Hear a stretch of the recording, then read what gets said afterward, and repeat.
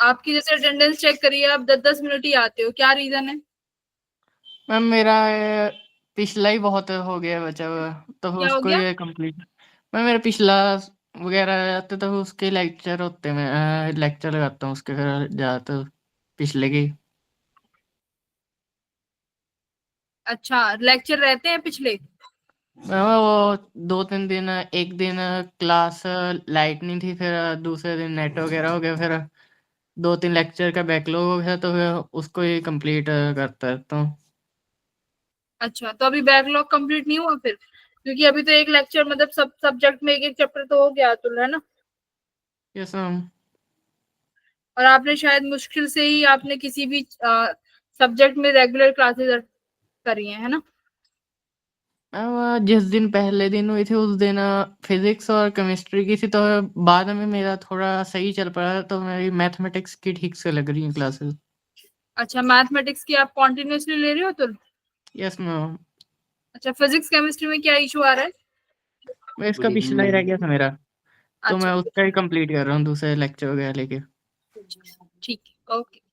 बीच में बीमार वगैरह भी हो गया थोड़ा।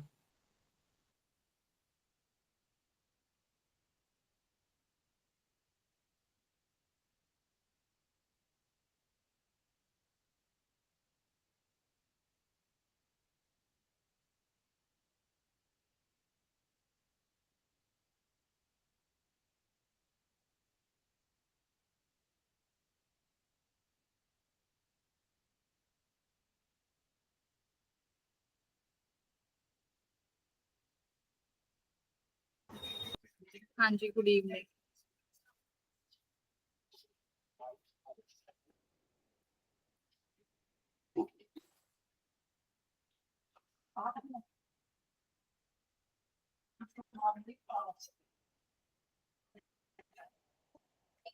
Good evening ma'am. Good evening. तो जिसका अगर कुछ डाउट है कल की क्लास का या कुछ भी पूछ लो। अब तक जो भी किसी का किसी भी टॉपिक में न्यूमेरिकल में डाउट है तो पूछ लो।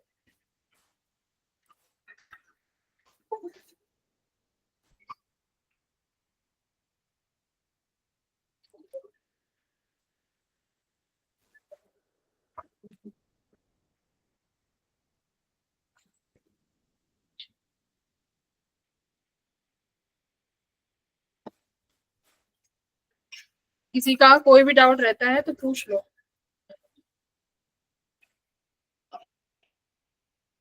नहीं है ना डाउट, तो है ही नहीं, पता है मुझे बच्चों के डाउट होते ही।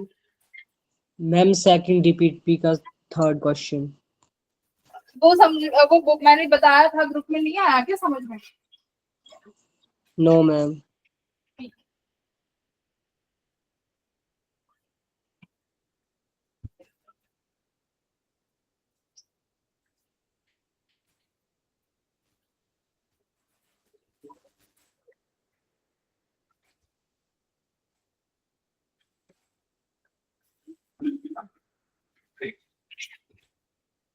ठीक है, फिर वही वाला क्वेश्चन कर लेते हैं।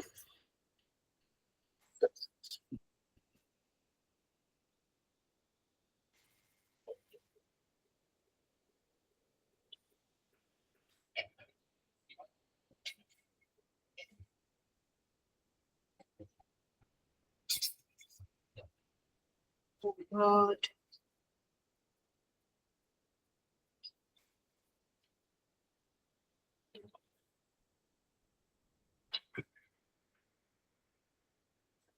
Dun, dun, dun, dun, dun, dun, dun, dun, dun, dun. Good evening ma'am. Good evening बेटा जी। ठीक है, जिसका डाउट है वो हम लोग डाउट देख लेते हैं।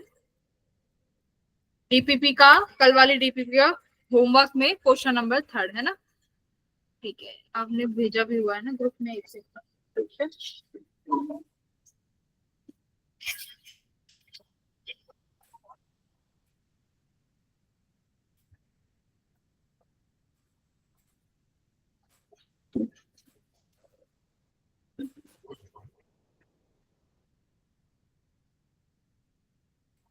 देखो इन्होंने एक क्वेश्चन भेजा था, अपनी तुम्हारी डीपीपी का ही है, कल वाली डीपीपी का एचडब्ल्यू का क्वेश्चन नंबर 3 है। ठीक है, तो इसको एक बार डिस्कस कर लेते हैं डाउट्स में, है ना, ये आप लोगों का डाउट है।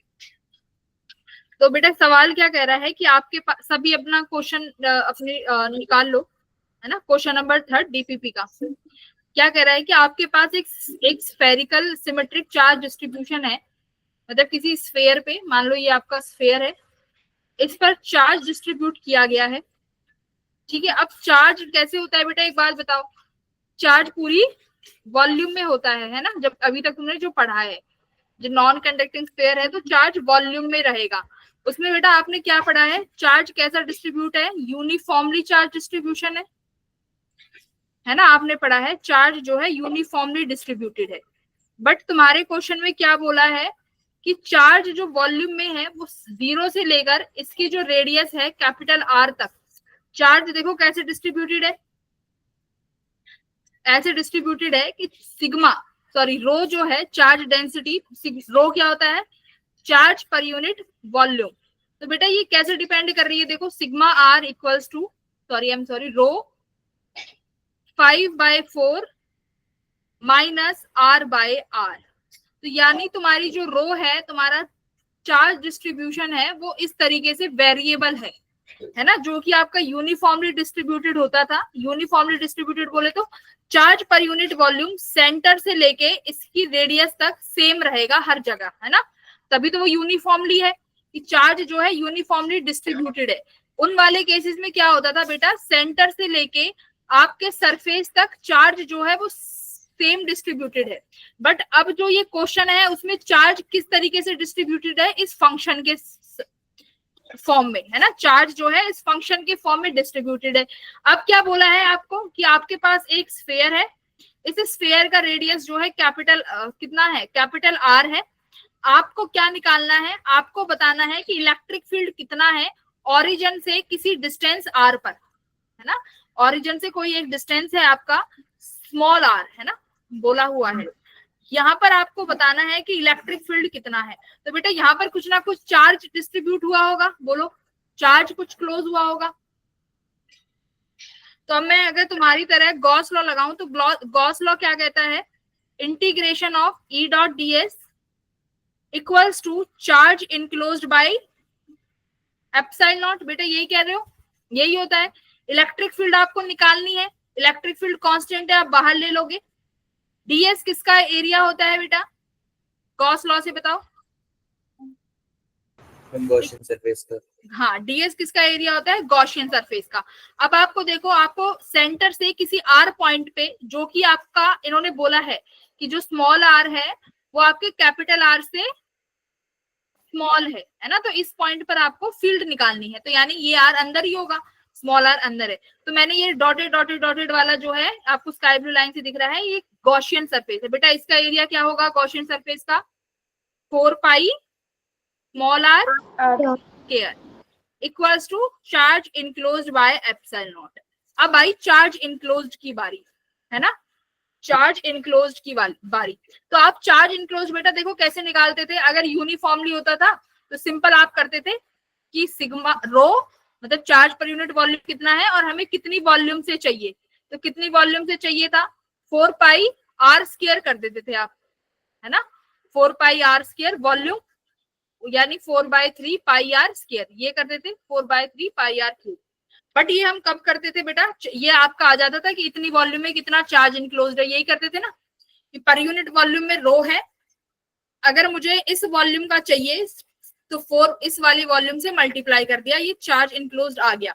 बट यहाँ पर देखो जो ये रो है ये क्या है, वेरिएबल है, फंक्शन ऑफ आर से, दिस इज वेरिएबल।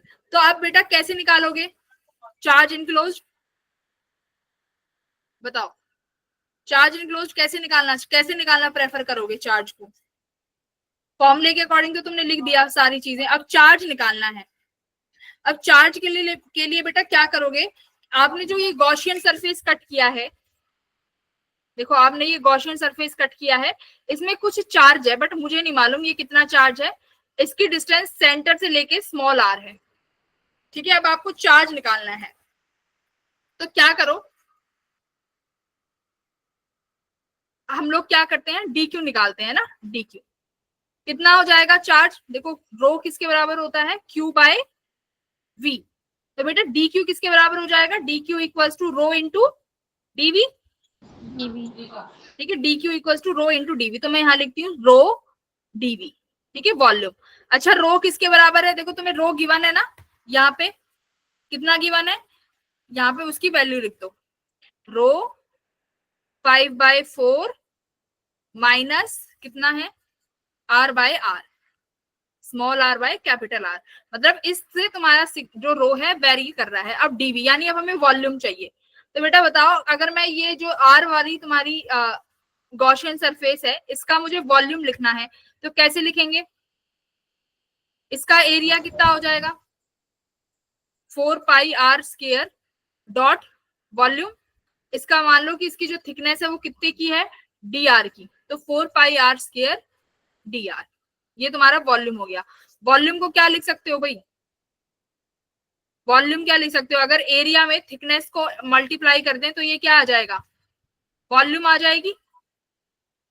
भाई वॉल्यूम क्या होता है, देखो एरिया क्या होता है, लेंथ इनटू ब्रेथ, अगर जनरली बात करें, और वॉल्यूम क्या होता है, length into breadth into height. तो यानी एक चीज उसमें ऐड हो गई, थिकनेस टाइप। तो मैं वॉल्यूम को एरिया इनटू थिकनेस भी लिख सकती हूँ, ये वाला भी फॉर्मूला होता है। ठीक है, एरिया इनटू थिकनेस। तो मैंने यहाँ पे डीवी को क्या लिखा 4πr², उसका थिकनेस कितना है dr। अब बताओ मुझे ये कहां से कहां तक चेक करना है, ये डेंसिटी 0 से लेकर बेटा कहां तक, स्मॉल r तक, 0 से लेके स्मॉल r तक। तो ये इंटीग्रेशन कर दिया, यहाँ पर बस इतना ही फर्क था। जनरली आप सिर्फ डायरेक्ट लिख देते ये वाली इस वाले फॉर्म में, यहाँ पर आपको सिग्मा अलग दिया है, आई एम सॉरी रो अलग दिया है, तो यहाँ पर आपको ऐसे इंटीग्रेशन करके निकालना पड़ेगा। ठीक है, कर लोगे इंटीग्रेशन। यस देखो मैम। कांस्टेंट टर्म 4π बाहर आ गया, ये सिग्मा ये रो बाहर आ गया, क्या बचा 5/4 minus r/R r² dr। Integration है 0 से लेके r, कितना आएगा इसका इंटीग्रेशन 4π रो 5/4 का क्या बन जाएगा, देखो ये r² मल्टीप्लाई कर दो, r³ माइनस ये भी कितना हो जाएगा r³, तो ये हो जाएगा r⁴ 4/4 1/r कैपिटल, ये बाहर रहेगा। हो गया इंटीग्रेशन, आई थिंक यही आया इंटीग्रेट करके, यही आएगा। बस अब ये वाली वैल्यू तुम्हें यहाँ रख देनी है उठा के इस वाले चार्ज में, बस आ गया तुम्हारा इलेक्ट्रिक फील्ड की वैल्यू। ठीक है बेटा, पहले आप चार्ज इनक्लोज को सीधा लिख देते थे क्यू को, यहां से क्यू कैसे आया rho V equals to rho, volume आपको गॉसियन सरफेस का चाहिए तो आप वॉल्यूम लिख देते थे 4/3 पाई कैपिटल R³, तो इतना हो जाता था। ये कब वैलिड है, यूनिफॉर्म के केस में। अगर बेटा यूनिफॉर्म नहीं है तो आपको चार्ज इनक्लोज कैसे निकालना पड़ेगा, dq equals to rho dv करके। तो रो की वैल्यू गिवन है वो कर दो, फिर इंटीग्रेट कर दो, है ना, रो की जो वैल्यू है वो लिख दी, और dv क्या है वॉल्यूम है, तो वॉल्यूम देखो कितना हो जाएगा स्मॉल r का 4πr², और इसका थिकनेस मान लो dr है तो आपका dr हो गया। इंटीग्रेट कर दो कहां से कहां तक, 0 से लेके r तक। क्लियर है, आई थिंक आ गया होगा सबको। Yes ma'am. Yes ma'am. क्या कह रहे हो, पैरेलल स्लिट, पहले वाली स्लाइड, पहले वाली स्लाइड ये लो। तो हमने यहाँ पर गॉसियन लॉ का ही यूज किया है, E dot ds equals to q enclose by epsilon naught. तो ds हमने गॉसियन सरफेस का ले लिया, चार्ज इनक्लोज्ड चाहिए था, तो चार्ज इनक्लोज्ड यहाँ पे डेंसिटी वेरिएबल है यानी डिपेंडेंट है। देखो यहाँ पे क्या लिख रहा है सिग्मा r, यानी आपकी जो वॉल्यूम चार्ज डेंसिटी है वो r पर डिपेंड कर रही है ना। तो आपको कितनी r तक की चाहिए वो आपको इंटीग्रेट करके निकालनी पड़ेगी।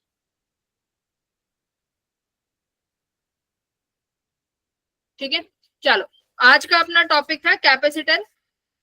ठीक है, पर हमारा कल एक छोटू सा टॉपिक बच गया था, कौन सा, charge particle in electric field, है ना, कि अगर मैं किसी चार्ज पार्टिकल को इलेक्ट्रिक फील्ड में क्या करें, चार्ज पार्टिकल को इलेक्ट्रिक फील्ड में रिलीज कर दें तो उस चार्ज पार्टिकल पे कौन कौन सी फोर्सेस लगेंगी, चार्ज पार्टिकल का बेटा मोशन क्या होगा, है ना, कुछ इस तरीके की हम लोग चीज देखेंगे। चार्ज पार्टिकल का मोशन।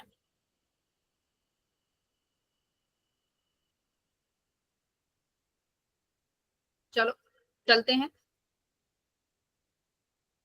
ओहो, हाँ, तो देखो motion of A charge particle in uniform electric field. मेरी बात ध्यान से सुनो, यूनिफॉर्म इलेक्ट्रिक फील्ड, मान लो मैंने यहाँ पर एक प्लेट लगा दी, ठीक है, प्लस सिग्मा की, बेटा मैंने यहाँ पर एक प्लेट लगा दी माइनस सिग्मा की, इलेक्ट्रिक फील्ड किस डायरेक्शन में होगी? Plus sigma two minus sigma. हाँ, देखो इलेक्ट्रिक फील्ड की डायरेक्शन ये हो गई, ये इलेक्ट्रिक फील्ड की डायरेक्शन हो गई, ठीक है।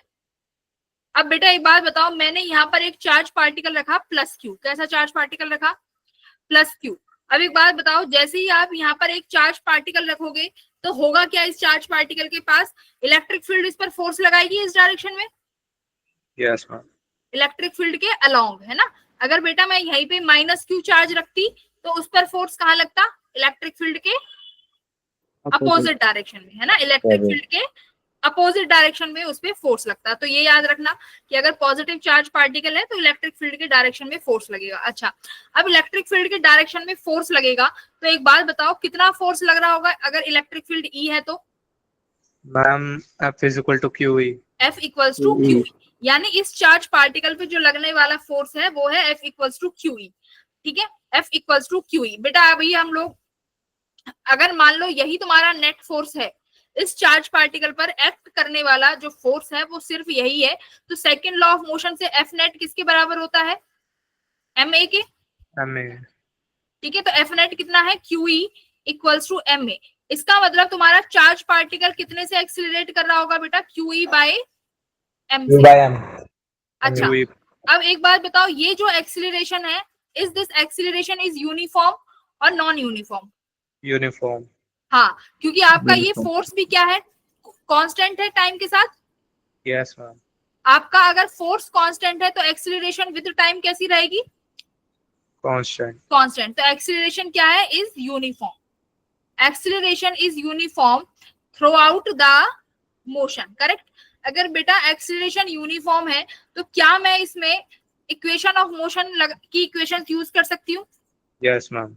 Very good. So yes, so here we can use equation of motion. अब जिसको equations of motion नहीं पढ़ता, मैं यहाँ पे लिखवा देती हूँ। मेरे पास 3 मोशन की इक्वेशन है।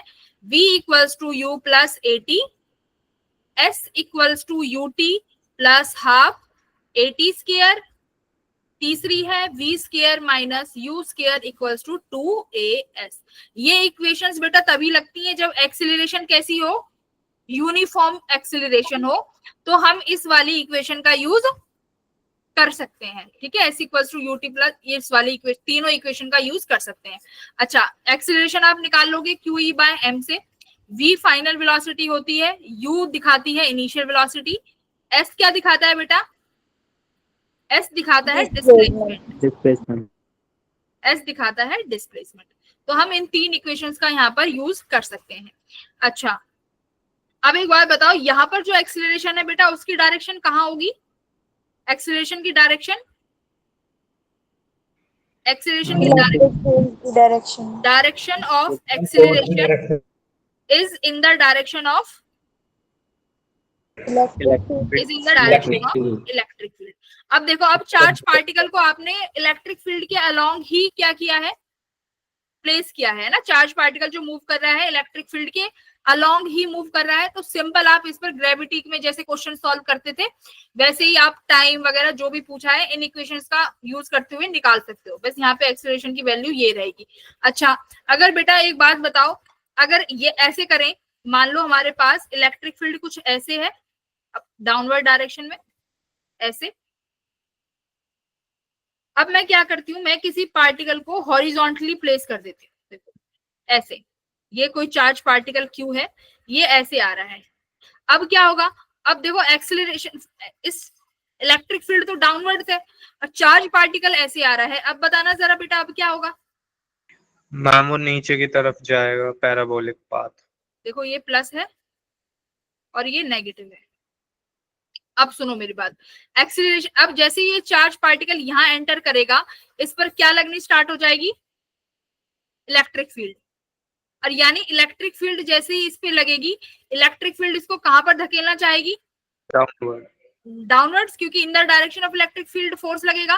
तो इस चार्ज पार्टिकल का मोशन कुछ ऐसा हो जाएगा। यस तो एक Yes, बात ma'am. बताओ, हाँ एक बात बताओ, अब इस चार्ज पार्टिकल के पास, जैसे मैं इसका डायग्राम थोड़ा सा ढंग से बनाती हूँ, एक सेकेंड रुको।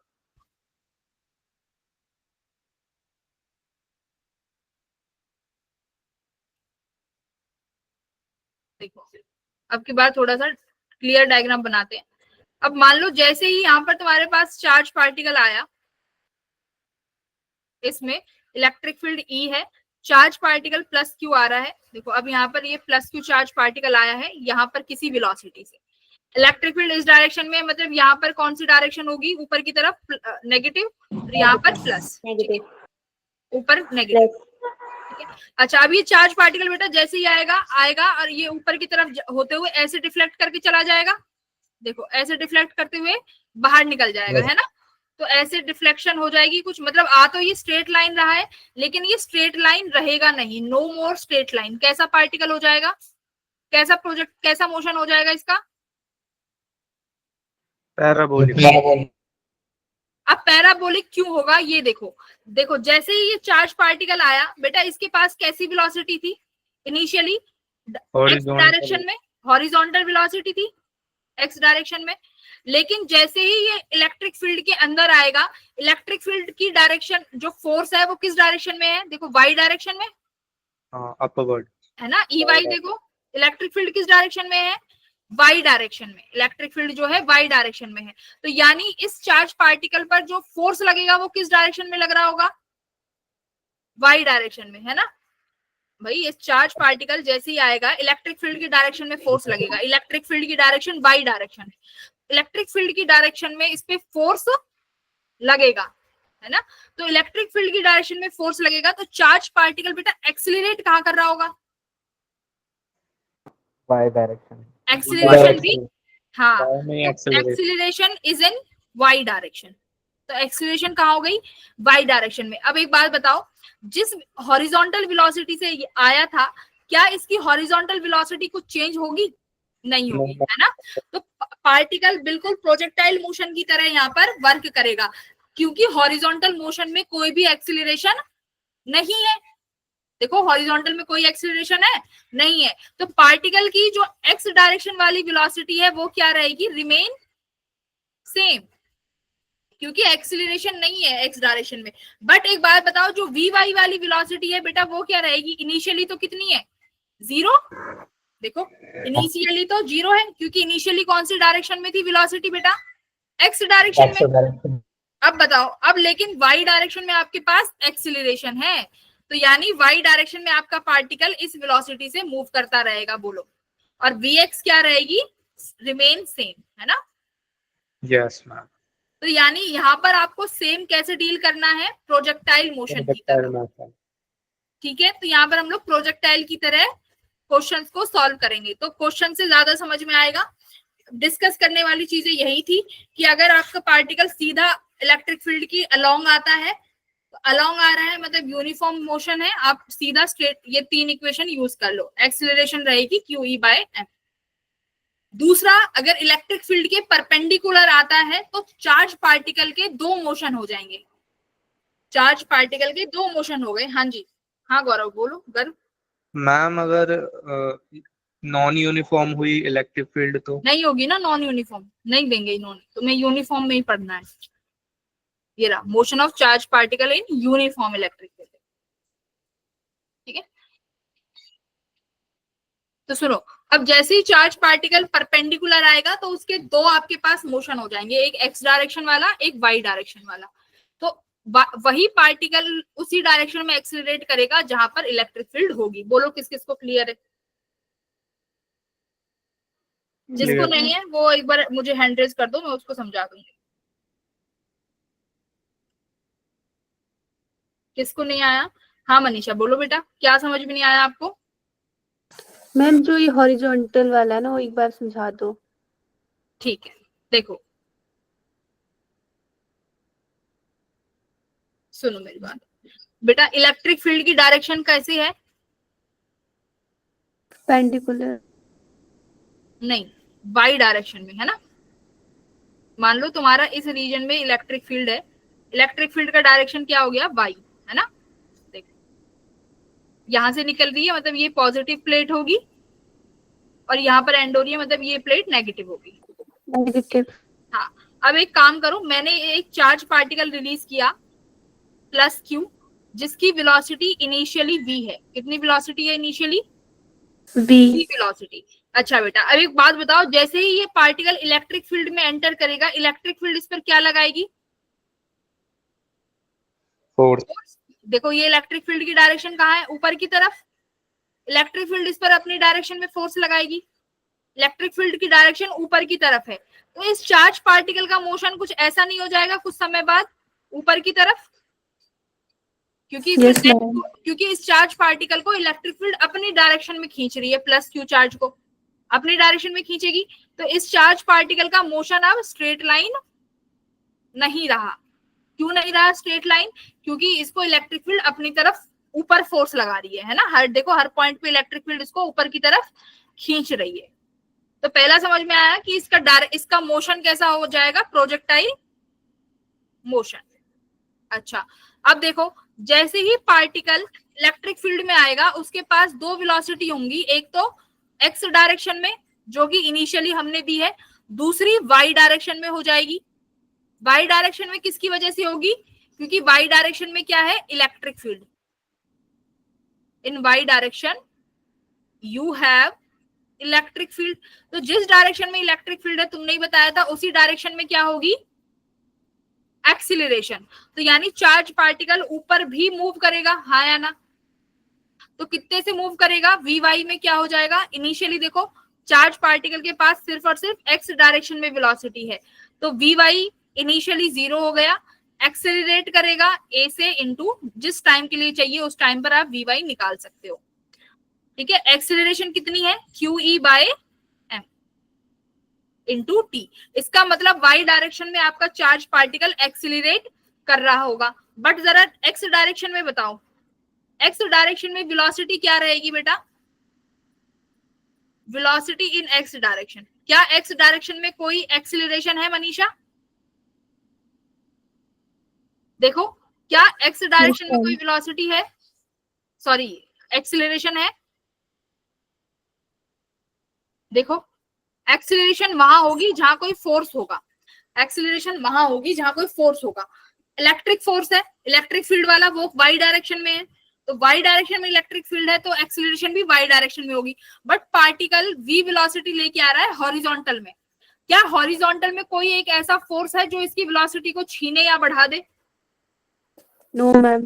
कोई फोर्स नहीं है। देखो फोर्स से ही एक्सीलरेशन आती है, तो एक्स डायरेक्शन में कोई भी फोर्स नहीं है, तो इसका मतलब कोई भी एक्सीलरेशन या रिटार्डेशन नहीं होगी। तो इसका मतलब एक्स डायरेक्शन में वेलोसिटी क्या रहेगी? Velocity remains same. अब ये एक्स वाई देखो, यहाँ पर मैंने जो लिया है वहां ऐसे एक्स वाई है, हो सकता है तुम्हें किसी और डायरेक्शन में दे दे, तो समझ जाना कि कहां पर इलेक्ट्रिक फील्ड है वहां पर एक्सीलरेशन आएगी, कहां पर कोई भी एक्सीलरेशन नहीं आएगी। ठीक है, देखो अब ये वाला क्वेश्चन आया है, ये करना एक बार, इसको करो।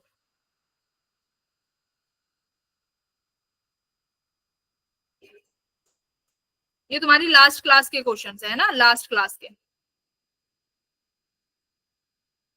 A charged particle of charge q and mass m is released from rest in a uniform electric field. Neglect the effect of gravity.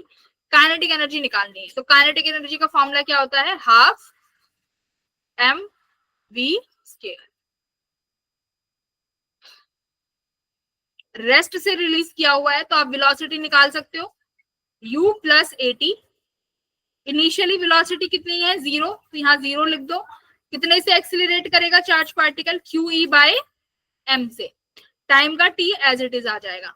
तो देखो यहाँ पर काइनेटिक एनर्जी कितनी आ गई बेटा?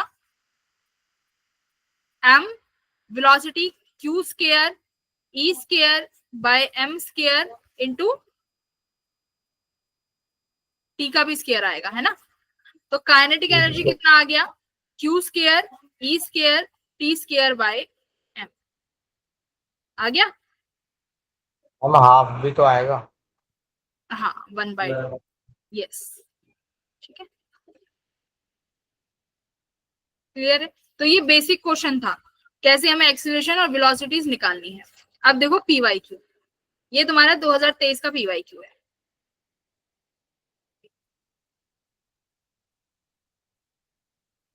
पढ़ो क्या कह रहा है। एक इलेक्ट्रिक फील्ड है 10 न्यूटन पर कूलम की। An electron enters the field, electron आ रहा है, देखो यहां से ये इलेक्ट्रॉन आया। इलेक्ट्रॉन का चार्ज पार्टिकल क्या होता है? नेगेटिव, है ना, नेगेटिव है। अब क्या हुआ, जैसे ही हमने इसको छोड़ा, इसके पास कितनी काइनेटिक एनर्जी थी? 0.5 इलेक्ट्रॉन वोल्ट की, यानी ये चार्ज पार्टिकल 0.5 इलेक्ट्रॉन वोल्ट की एनर्जी लेके आ रहा है। इनकी जो लेंथ दी हुई है वो आपको 10 सेंटीमीटर है। आपको पूछा है ये एंगल फाइंड करो जब वो डेविएट हो जाएगा। तो देखो एक बात बताओ, चार्ज पार्टिकल ऐसे आया हॉरिजॉन्टली, लेकिन ये डेविएट करके चला गया, क्यों? इस पार्टिकल की ये मोशन हुई, क्यों? क्योंकि इसके पास बेटा एक्स डायरेक्शन में भी वेलोसिटी है और वाई डायरेक्शन में भी वेलोसिटी है, तो दोनों की वजह से नेट डायरेक्शन ये नहीं हो जाएगी उसकी, और यही क्या हो गया? थीटा। तो थीटा निकालने के लिए बोल रहा है। तो देखो tan थीटा कैसे निकाल लोगे? ये वाला वैल्यू क्या हो गया? V y. देखो ये वी वाई, तो ये वाला एंगल मैं यहाँ बना देती हूँ। तो tan थीटा कितना हो गया? V by y v x. तो यानी आपसे क्या निकलवाना चाह रहा है? ये वेलोसिटी पूछ रहा है वाई डायरेक्शन में और एक्स डायरेक्शन में। अब देखो ये चार्ज पार्टिकल बेटा कितना डिस्टेंस कवर करके बाहर निकला होगा? ये 10 सेंटीमीटर 10 सेंटीमीटर है ना, ये 10 सेंटीमीटर का डिस्टेंस कवर किया है और बाहर निकल गया। तो इसकी वेलोसिटी बताओ एक्स डायरेक्शन में कितनी रहेगी? सेम जैसी इनिशियल थी, सेम एज इनिशियल। तो इनिशियल वेलोसिटी कैसे निकालेंगे? देखो काइनेटिक एनर्जी गिवन है कितनी?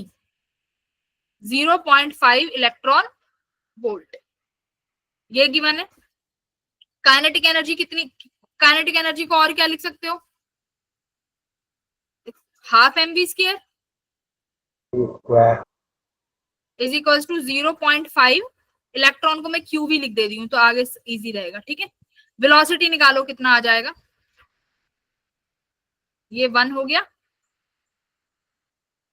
एम वी स्क्वायर 1 क्यू, ये क्या है? v। तो वेलोसिटी आ गई under root Q, electron volt है ना ये, half M we square Q V by M, है ना। ये वेलोसिटी आ गई, क्लियर है इतना।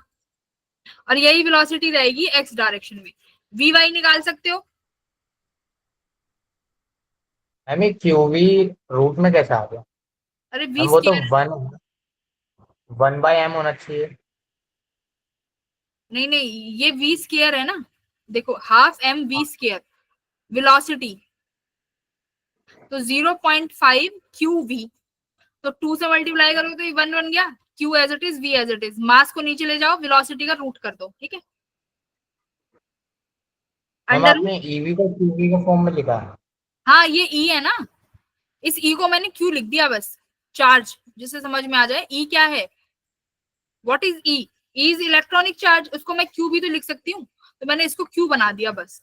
ई लिखना चाहो तो ई लिख लो, है ना। तो क्यू वी बाय एम, तो ये एक्स डायरेक्शन में तो वेलोसिटी यही रहने वाली है। अब आपको वी वेलोसिटी चाहिए वाई डायरेक्शन में, तो निकालो वाई डायरेक्शन में वेलोसिटी, लगाओ equations of motion. Initially velocity कितनी थी यू वाई में? यू वाई कितना है? 0,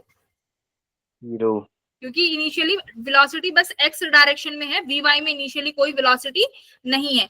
तो आपको ये निकालना है कि जब पार्टिकल 10 सेंटीमीटर का डिस्टेंस कवर करके निकलेगा, तो मैं ये वाला इक्वेशन लगा दूं, s equals to U T plus half A T square Y direction में।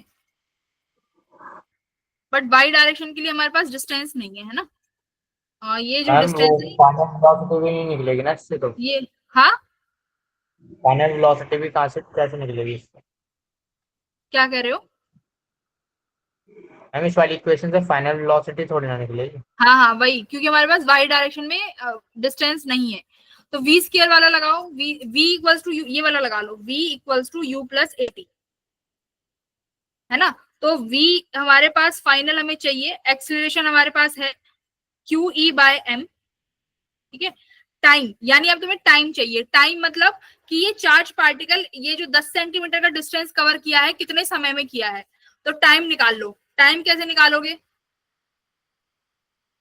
इस हॉरिजॉन्टल डिस्टेंस में कितना, ये हॉरिजॉन्टल डिस्टेंस कितने में कवर किया है, ये निकालो यहाँ से एस की वैल्यू, ये टाइम निकालो, पहले टाइम निकालो।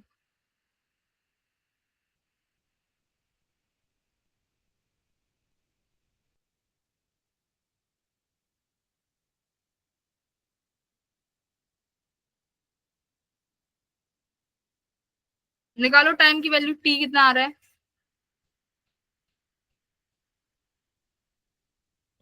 क्या नहीं है। हाँ मोहित, अगर यूनिफॉर्म इलेक्ट्रिक फील्ड है तो एक्सीलरेशन भी यूनिफॉर्म ही रहेगी।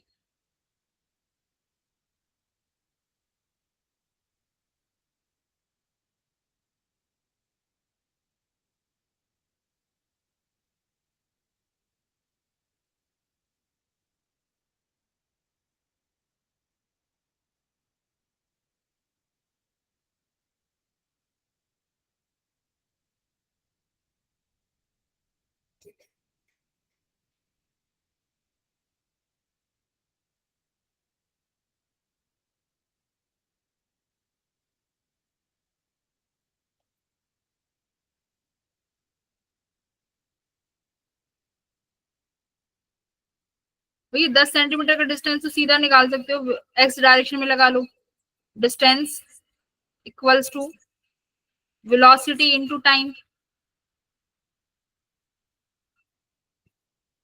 एक्स डायरेक्शन में कितना डिस्टेंस चला है, 10 सेंटीमीटर, इसको 0.1 लिख दो। वेलोसिटी अपॉन में है ही तुम्हारे पास एक्स डायरेक्शन में कितनी है, ये कितना आ गया, टाइम आ गया ना।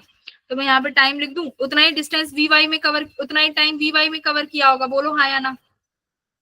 भाई टाइम तो इतना ही कवर किया है ना उसने इलेक्ट्रिक फील्ड के अंदर, जितना हॉरिजॉन्टल में 10 सेंटीमीटर चला है, तो मैंने हॉरिजॉन्टल से डिस्टेंस निकाल, टाइम निकाल लिया, कितना टाइम आया है, तो कितना distance equals to velocity into time. तो डिस्टेंस कितना है हॉरिजॉन्टली 10 सेंटीमीटर, vx आ गया, तो यहाँ लिख दो 0.1 बाय vx कर दो, अब vy बाय vx कर दो।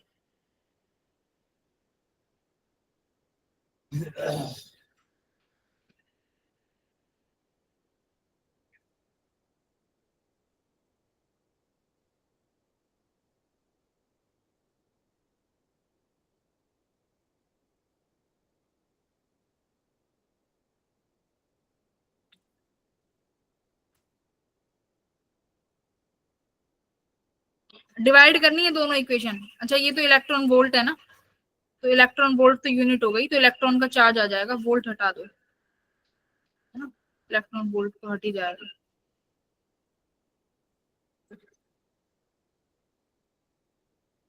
करो डिवाइड v बाय vx को, tan theta equals to vy by vx। vy कितना आया, qe by m, 0.1 by vx, है ना, और ये डिवाइडेड बाय vx है। चलो करना इसको सॉल्व।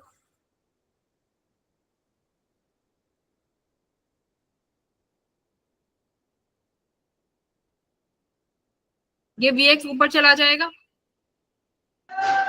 तो ये बन जाएगा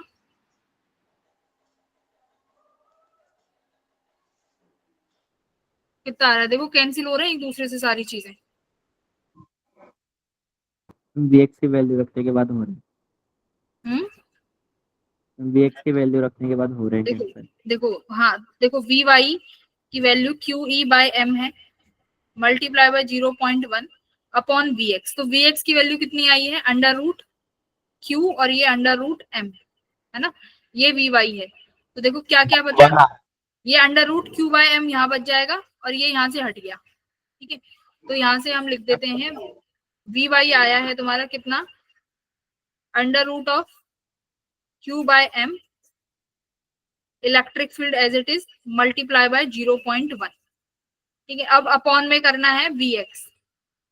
Vx कितना है, अंडर रूट ऑफ QM, तो ये अंडर रूट ऑफ QM, देखो ये इससे ये कैंसिल हो गया, और इलेक्ट्रिक फील्ड कितनी गिवन है 10, तो 10 मल्टीप्लाई बाय 0.1 तो कितना आ गया 1, तो टेन थीटा की वैल्यू आ गई 1, थीटा आ गया 45 डिग्री।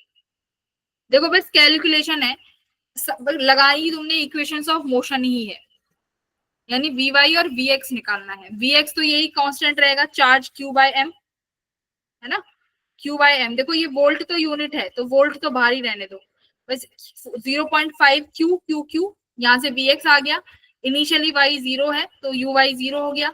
आपने इक्वेशन निकाली Vy की, तो आपको टाइम चाहिए था, तो आप देखो टाइम कैसे निकालेंगे। अगर मैं s इक्वल टू ut वाली इक्वेशन लगाती तो उसमें मुझे s की वैल्यू वो चाहिए थी जो उसने y डायरेक्शन में कवर किया है, वो तो मेरे पास है ही नहीं, तो मैं सिंपल x डायरेक्शन वाली इक्वेशन लगा देती हूँ, क्योंकि मेरे पास x वाली डायरेक्शन में डिस्टेंस है हॉरिजॉन्टल कितने का 10 सेंटीमीटर का, तो इसलिए मैंने किस में लगा दिया ये इक्वेशन, हॉरिजॉन्टल में लगा दिया, s equals to ut plus half 80 करोगे तो एक्सेलरेशन कितनी है s डायरेक्शन में 0, तो ये इक्वेशन बनेगी ना। देखो s equals to ut plus half 80 square, इसको मैंने x डायरेक्शन में लगा दिया, x डायरेक्शन में एक्सेलरेशन 0 है, तो s की वैल्यू कितनी आ गई, सिर्फ ut आ गई।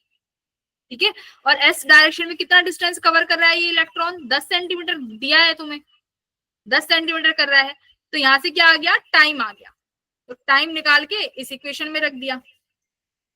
क्लियर है? नहीं राहुल 20 कैसे आ गया, बोलो ये वाला क्वेश्चन क्लियर है कि नहीं है अभी भी?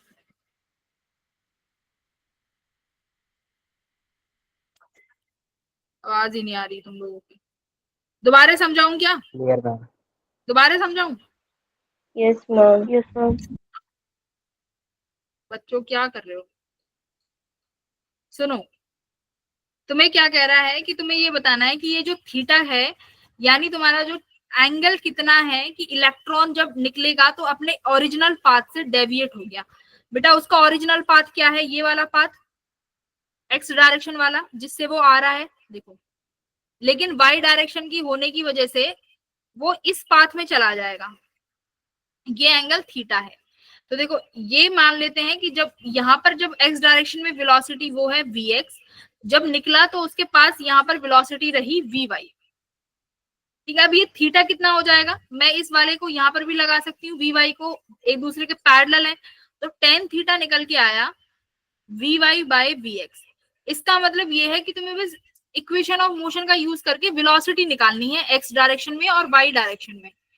अब क्या कह रहा है, सुनो ध्यान से, एक्स डायरेक्शन में तुम्हारे पास जब पार्टिकल इनिशियली एंटर किया तो उसके पास काइनेटिक एनर्जी थी 0.5 इलेक्ट्रॉन वोल्ट की। ठीक है, तो काइनेटिक एनर्जी यानी यहां से मैं एक्स डायरेक्शन की वेलोसिटी निकाल सकता हूं, तो काइनेटिक एनर्जी कितना होता है, half mv square equals to 0.5 electron, यानी ये इलेक्ट्रॉनिक चार्ज है, तो मैं इसको यहाँ पर Q लिख दे रही हूँ, यानी इलेक्ट्रॉन का चार्ज मल्टीप्लाई बाय ये क्या है, वोल्ट, V यानी तुम्हारा पोटेंशियल यूनिट है, तो V को एज इट इज हटा दो, तो यहाँ से आपके पास वेलोसिटी एक्स डायरेक्शन में कितना आ गया 1 Q बाय M, वेलोसिटी का स्क्वायर था तो यहाँ पर ये रूट हो जाएगा, तो ये एक्स डायरेक्शन में वेलोसिटी आ गई। एक्सेलरेशन कितना है एक्स डायरेक्शन में 0। मैम हाँ मैम v क्यों बताया था आपने ev में से?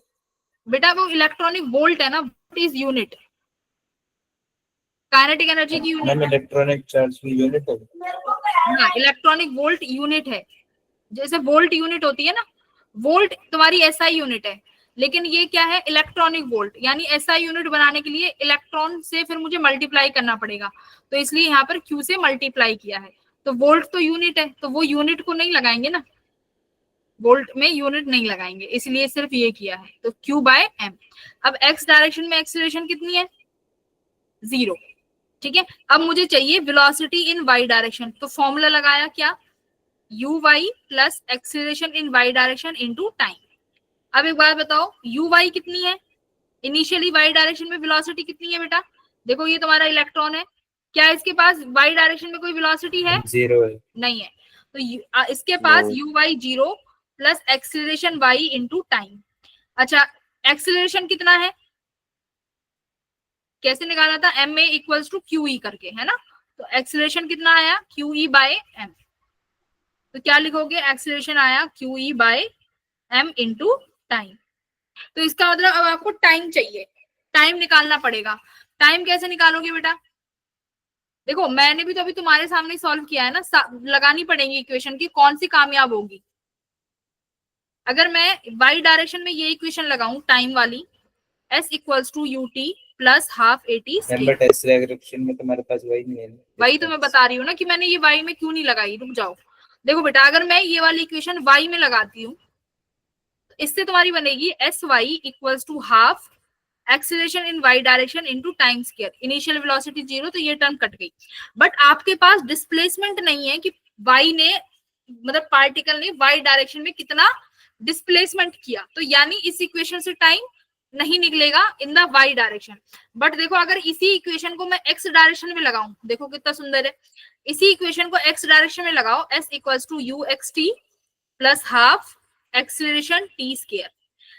एक्सीलरेशन कितना है x डायरेक्शन में? 0, तो यानी ये टर्म रिमूव हो गई, ये टर्म रिमूव हो गई। तो यानी कितना बचा? s equals to ut।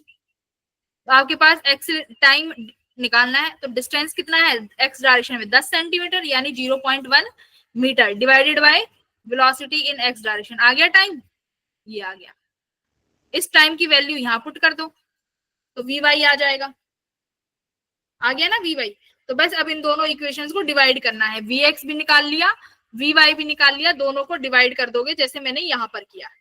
तो दोनों को डिवाइड कर दोगे तो तुम्हारे पास थीटा की वैल्यू कितनी आ जाएगी? 45 डिग्री। ठीक है, खुद से एक बार सॉल्व करो, ये तुम्हारे स्ट्रेट लाइन ऑफ मोशन का सवाल है, प्रोजेक्टाइल का भी यूज हो गया। क्लियर? किस किस को समझ में आया? अब तो आ गया होगा। Yes ma'am. Yes ma'am. देखो खुद से करने से ही आएगा। अंजलि समझ आया? Yes ma'am.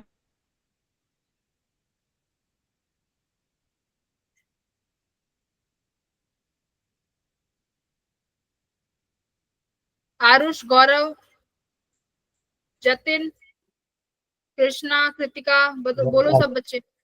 चलो आ गया तो बहुत अच्छी बात है। तो ये तुम्हारा 2023 का क्वेश्चन था। इसमें सिर्फ और सिर्फ तुम्हें स्ट्रेट लाइन मोशन लगाना है, यहाँ पर रटने का कुछ नहीं है। यहाँ पर तुम्हें खुद से एनालाइज करना पड़ेगा कि टाइम चाहिए तो टाइम कैसे निकालें, कौन सी इक्वेशन से निकाल सकते हैं, एक्स में लगाएं या वाई में लगाएं। तो ये तुम्हारा स्ट्रेट लाइन का बेसिक वाला कॉन्सेप्ट है। ठीक है, चलो तो अब आज वाली जो क्लास में पढ़ना था वो हमने पढ़ना था कैपेसिटेंस। ठीक है, थोड़ा सा उसका आज इंट्रोडक्शन दे लेते हैं कैपेसिटेंस का। माइक म्यूट करो। कैपेसिटर बहुत इजी चैप्टर है, बहुत आसान है, मजा भी आएगा करने में। और इसका एक बार वो देखो, वेटेज देखो कैपेसिटर का। सबसे ज्यादा इंपॉर्टेंट कौन सा टॉपिक है इसका? कैपेसिटर का सबसे इंपॉर्टेंट टॉपिक है एनर्जी। यहाँ पे हम लोग कैपेसिटर को इतने पार्ट्स में पढ़ेंगे जिसमें capacitor, capacitance, equivalent capacitor, charges, combination, सबसे इंपॉर्टेंट है energy stored in the capacitor. देखो इस साल एक साल में 11 सवाल, एक साल में 6 सवाल, फिर एक साल में 24 सवाल। तो यानी सबसे इंपॉर्टेंट क्वेश्चन यही है और यहाँ से हर साल एक सवाल आता ही आता है फॉर श्योर। हमें 24 एक ईयर में। हाँ, ये कौन है? ये अपने आप को अनम्यूट करो भाई, ये अपने आप को म्यूट करो पहले। कौन है ये?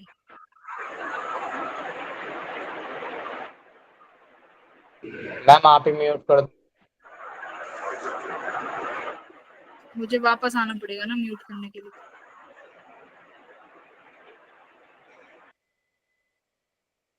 अब तो अपने आप को सब म्यूट कर लोगे, अब थोड़ी ना तुम कुछ करोगे।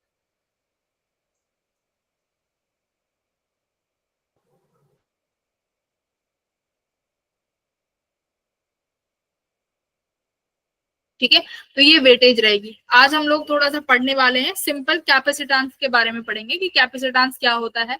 जनरल इंट्रोडक्शन लेंगे। देखो कैपेसिटेंस। बेटा अभी तक हम लोग ने कंडक्टर्स पढ़ लिया, चार्जेस के बारे में पढ़ लिया, पोटेंशियल के बारे में पढ़ लिया, अब आया है कैपेसिटेंस। कैपेसिटेंस क्या है कि हम लोग क्या चाहते हैं कि चार्जेस को स्टोर करा दे किसी कंडक्टर के ऊपर, है ना। कि हमारे पास कोई कंडक्टर है, जैसे यहाँ पे तुम्हें गिवन है, इस कंडक्टर के ऊपर अगर मैं चार्ज स्टोर करा दूं तो मुझे बताना होगा क्या बेटा धीरे धीरे। जैसे मेरे पास ये एक कंडक्टर है बेटा, इस कंडक्टर में मैं धीरे धीरे ना चार्ज उठा के ला रही हूँ और इस कंडक्टर पे चार्ज दे रही हूँ। जैसे प्लस क्यू चार्ज लेके आई, इस कंडक्टर को दे दिया, फिर से एक प्लस चार्ज उठा के लेके आई, फिर से इस कंडक्टर को दे दिया। तो ऐसे ही ऐसे धीरे धीरे मैं बहुत सारे चार्जेस लेके आ रही हूँ और इस कंडक्टर को देती जा रही हूँ, और इस कंडक्टर का रेडियस आर है।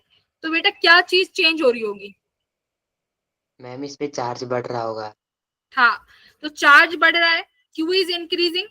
तो बेटा चार्ज बढ़ने से क्या हो रहा होगा, जरा पोटेंशियल के बारे में बताओ। अगर आप चार्ज बढ़ा रहे हो तो क्या पोटेंशियल बढ़ेगा? हाँ, है ना।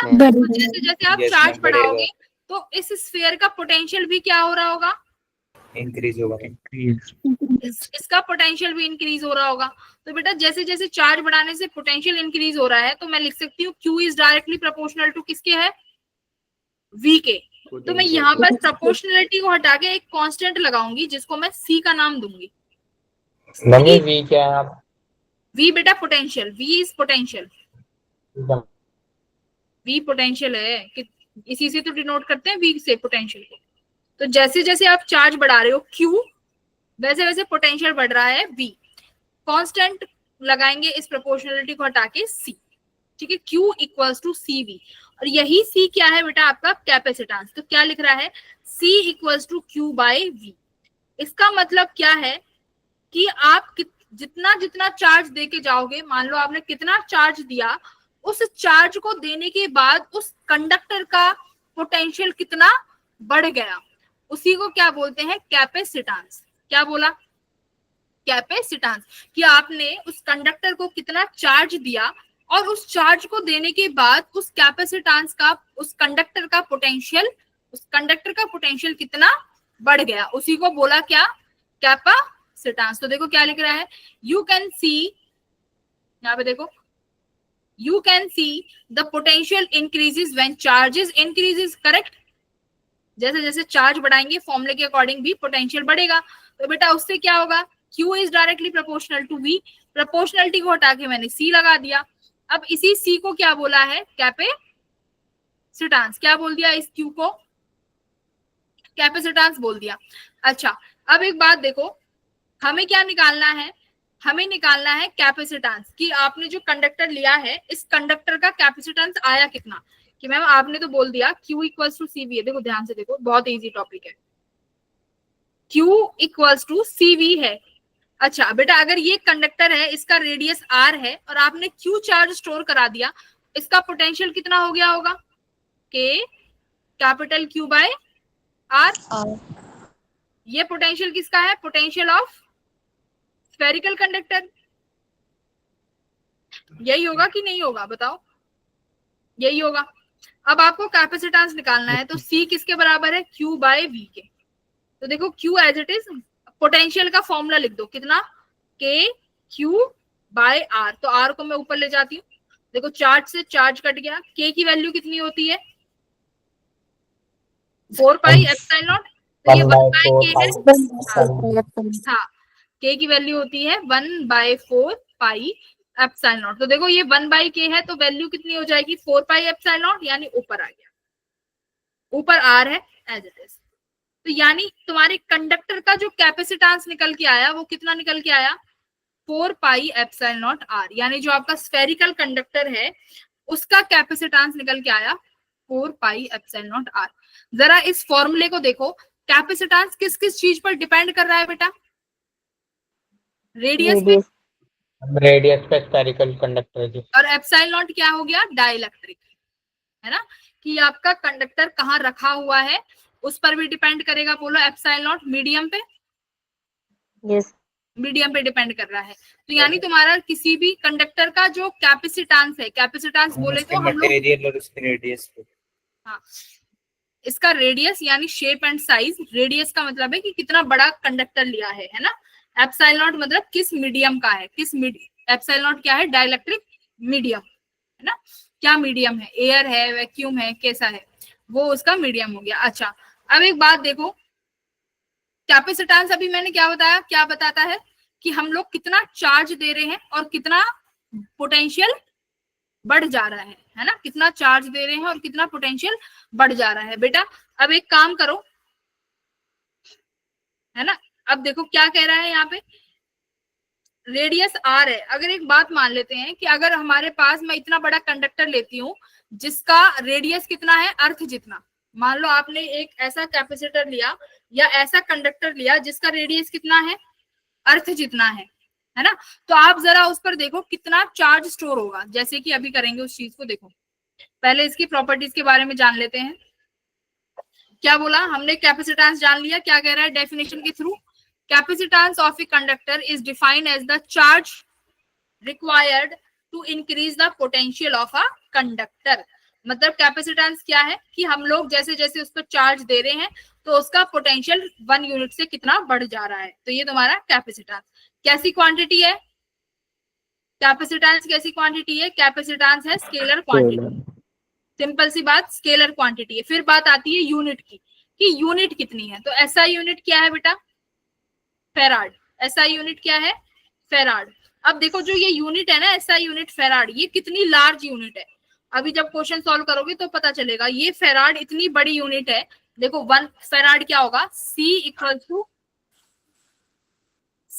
To Q by V।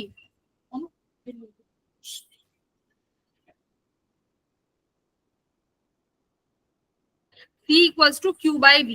अब क्या बोला आपने? फेराड। तो अब एक बात बताओ, 1 फेराड किसके बराबर होगा?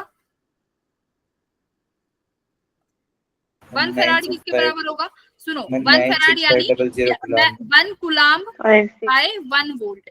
इसका मतलब 1 कूलाम्ब बाय 1 वोल्ट, इसका मतलब क्या है कि हम लोग कितना चार्ज दे दें जिससे कि पोटेंशियल कितना बढ़ जाए? किससे बढ़ जाए? 1 वोल्ट से बढ़ जाए। 1 फेराड वो यूनिट है कि हम लोग जब उसको 1 कूलाम्ब चार्ज देंगे, या फिर ऐसे बोलो कि 1 वोल्ट पोटेंशियल को बढ़ाने के लिए कितना चार्ज देना पड़ेगा, है ना। ऐसे याद कर लो कि 1 फराड कैसी यूनिट है कि हम लोग 1 वोल्ट पोटेंशियल को बढ़ाने के लिए कितना चार्ज कंडक्टर को देंगे। क्लियर? 1 फराड क्या है कि जैसे ये कंडक्टर है, इस कंडक्टर का पोटेंशियल 1 वोल्ट से राइज कराना है, तो हम लोगों ने कितना चार्ज स्टोर कराया। अब देखते हैं ये फराड कितनी छोटी यूनिट है या बड़ी यूनिट है। ठीक है, देखो अर्थ के जितना मैंने एक कंडक्टर उठा लिया कि अर्थ जितना एक हमारे पास कंडक्टर है जिसकी रेडियस कितनी है? 6400 किलोमीटर। ये किसकी रेडियस होती है? ये अर्थ की रेडियस होती है। अर्थ की रेडियस होती है। तो अब मैं निकालना चाहती हूँ अर्थ का कैपेसिटेंस। कैपेसिटेंस बोले तो कि मैं अर्थ पर कितना चार्ज स्टोर कर सकती हूँ, है ना, कि हम अर्थ पर कितना चार्ज स्टोर कर सकते हैं। तो बेटा अभी तुमने फॉर्मूला निकाला था C equals to 4 pi epsilon naught into R। इसकी वैल्यू क्या होती है 4 पाई एप्सिलॉन नॉट की? 1 बाय 4 पाई एप्सिलॉन नॉट कितना होता है? 9 into 10 to the power 9। C equals to, देखो रेडियस किलोमीटर में, तो बेटा किस में लिखोगे? मीटर्स में। तो किलोमीटर के लिए कितनी वैल्यू लग जाएगी? 10 टू द पावर, किलोमीटर को मीटर में करोगे तो 3 लग जाएगा ना। कितना क्यों सोच रहे हो? 5 हाँ तो 5 लगेगा। नहीं मैम 64 इंटू 10 की बात 5। अच्छा अब अपॉन में क्या आ जाएगा? 1 बाय 4 पाई एप्सिलॉन नॉट कितना होता है? 9 टू 10 टू पावर 9। तो अब इसको लिखो 4 पाई एप्सिलॉन नॉट की वैल्यू कितनी हो जाएगी? 9 इंटू 10 टू द पावर 9, यही हो जाएगी। सॉल्व करो इसको। 64 by 9 multiply by 10 to the power कितना हो गया? 5 में से 9 गए तो -4 है। अब इसको सॉल्व करो। इसको सॉल्व करोगे तो कितनी वैल्यू बनेगी? इसको सॉल्व करके करना। देखो इसको जब सॉल्व करोगे, यहाँ पे वैल्यू देखो यहाँ पे रखी हुई है। वैल्यू कितनी आई? 711 माइक्रोफेराड। इसको सॉल्व किया तो आया 711 माइक्रोफेराड। आ गया 711 इंटू 10 -6। हाँ तो ये वैल्यू आई। तो इसका मतलब क्या है कि जब तुमने अर्थ जितना बड़ा कैपेसिटर लिया तो 1 फेराड तब भी नहीं आया 1 फेराड कि इतना बड़ा कैपेसिटर लेने के बावजूद भी जो अर्थ की साइज का है उस पर हम लोग कितना चार्ज स्टोर कर पा रहे हैं, बहुत छोटा, है ना। 1 फेराड क्या था कि हम लोग कितना चार्ज, कितना 1 वोल्ट पोटेंशियल बढ़ाने के लिए कितना चार्ज स्टोर कर दें। तो इसका मतलब हम लोगों ने कितना स्मॉल चार्ज स्टोर किया होगा, बहुत छोटा, कि जो 1 फेराड भी नहीं आ पाया। तो इसका मतलब 1 फेराड जो है बहुत लार्जेस्ट यूनिट है ना, बहुत बड़ी यूनिट है। तो क्या मेरे लिए एक अर्थ जितना कैपेसिटर बना पाना फिजिबल है? नहीं है, नहीं है। और हमें क्या करना है, मेरा काम ये है कि मुझको चार्ज स्टोर करना है। मैं चार्ज स्टोर करना चाहती हूँ बहुत सारा एक जगह पर। तो मैंने देखा कि हम कंडक्टर पर कर सकते हैं, तो कंडक्टर पर देखा कर तो सकते हैं, बट उसका पोटेंशियल बहुत ज्यादा बढ़ रहा है।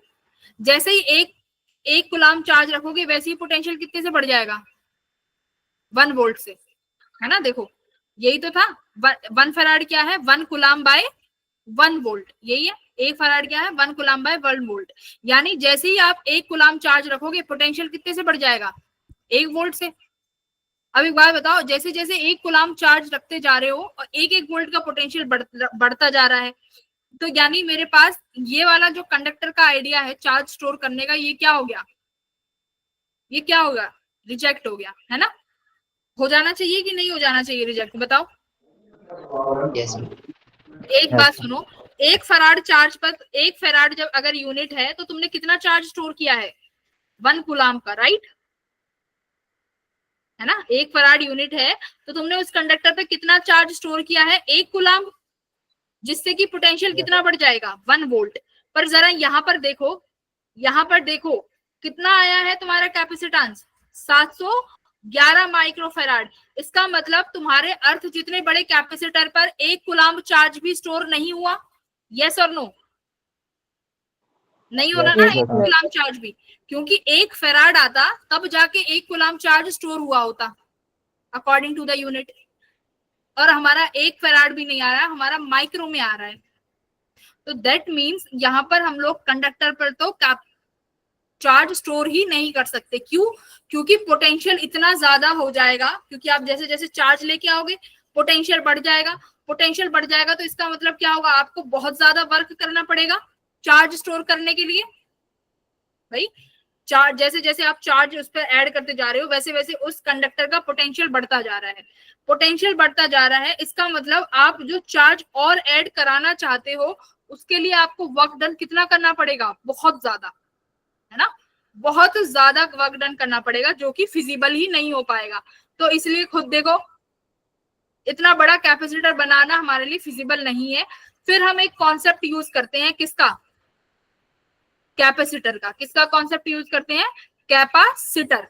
अब एक बस मुझे ये बात बता दो बेटा, यहाँ पर तुम्हारे चार्ज को स्टोर करने के लिए दिक्कत कौन क्रिएट कर रहा है, तुम तो चार्ज क्रिएट रखना चाहते हो, पर दिक्कत क्या है, पोटेंशियल का बढ़ जाना। बोलो यस मैम। अगर किसी तरीके से आप चार्ज तो रखते जाओ पर पोटेंशियल ना बढ़े तो क्या रहेगा, आसान ना हो जाएगा काम, आसान नहीं हो जाएगा काम, हो जाएगा ना। तो कैपेसिटर में हम कुछ ऐसे प्रिंसिपल का यूज करते हैं जहां पर हम चार्ज तो बढ़ाएंगे बट हमारा पोटेंशियल क्या हो जाएगा, कम, नहीं बढ़ेगा, पोटेंशियल नहीं बढ़ने देंगे हम लोग। तो वहां पर हमारा कौन सा कॉन्सेप्ट आता है बेटा, कैपेसिटर का। किसका, कैपेसिटर का। तो पहले कैपेसिटेंस का डिपेंडेंसी देख लो, क्या कह रहा है, किस किस पे डिपेंड कर रहा है, shape and size of conductor. तो जैसे क्या आया था, C = 4 pi epsilon not R, यानी आप जितना रेडियस बढ़ाओगे, जितना साइज बढ़ाओगे, उतना कैपेसिटेंस क्या हो जाएगा, इंक्रीज हो जाएगा। दूसरा किस पे डिपेंड कर रहा है, सराउंडिंग मीडियम पे। सराउंडिंग मीडियम यानी एप्सिलॉन नॉट, है ना, इस पर भी तुम्हारा चार्ज कैपेसिटेंस डिपेंड करेगा। ये हो गए तुम्हारे डिपेंडेंसी। तीसरा क्या है, प्रेजेंस ऑफ अदर कंडक्टर। अगर साइड में कोई और कंडक्टर रखा हुआ है तो उस पर भी क्या कर रहेगा, देखो, if a charge conductor is placed near a अनचार्ज conductor it's charge remain same but potential decreases. तो यानी अगर पोटेंशियल डिक्रीज हो जाएगा तो कैपेसिटेंस पर भी फर्क पड़ेगा, है ना। तो इनडायरेक्टली बोले तो मान लो तुम्हारे पास यहाँ एक कंडक्टर रखा हुआ है, ठीक है, जो कि कैसा है, अनचार्ज है, और यहाँ एक कंडक्टर रखा हुआ है, ठीक है, जो कि चार्जड है। अब देखो चार्ज तो सेम ही रहेंगे दोनों पे, चार्ज तो सेम ही रहेगा, बट पोटेंशियल क्या हो जाएगा, कम हो जाएगा ना, एक दूसरे के उस पे रखे हुए तो।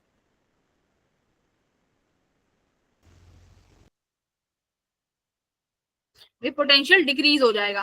पोटेंशियल के डिक्रीज होने की वजह से क्या होगा, कैपेसिटेंस तुम्हारा इंक्रीज हो जाएगा। ये वाला जो थर्ड पॉइंट है ये हम लोग पढ़ेंगे कैपेसिटर के केस में, इसको अभी कैपेसिटर के केस में हम लोग पढ़ेंगे कि यानी कि अगर एक और अगर मैं कंडक्टर रख देती हूँ तो कैसे हम लोग उसको पोटेंशियल को डिक्रीज कर सकते हैं, ये थर्ड पॉइंट अभी हम लोग पढ़ेंगे। देखो कैसे कैसे कर सकते हैं बेटा, एक बात बताओ, अगर मेरे पास यहाँ पर एक कैसा कंडक्टर है, पॉजिटिवली चार्ज, कैसा कंडक्टर है, देखो यहाँ पे लिखा हुआ है, देखो ये देखो, आपने एक कंडक्टर ले लिया पॉजिटिव चार्ज वाला ए, दूसरा कंडक्टर ले लिया जिसके ऊपर कैसा चार्ज है, नेगेटिव क्यू चार्ज, दोनों चार्ज। अब एक का पोटेंशियल ए है, एक का पोटेंशियल बी है।